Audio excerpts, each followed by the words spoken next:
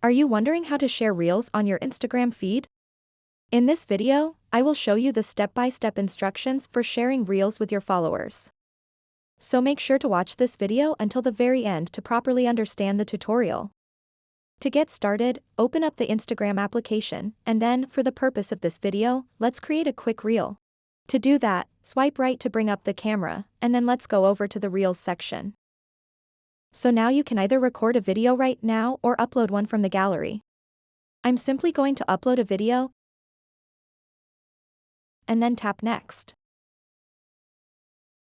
Now you can create your Reel, add some music, stickers, text, or whatever you want.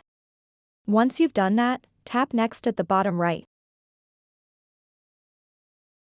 So now, if you want to share your Instagram Reel to your feed, make sure you have this toggled on.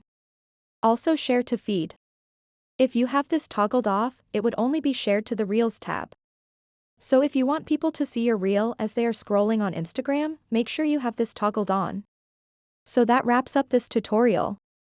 If you have any questions about this whole process, please let me know in the comments section below. And if this video helped you out, please give it a big thumbs up and subscribe to this channel for more tutorial videos like this one. Thank you so much for watching and have a good day.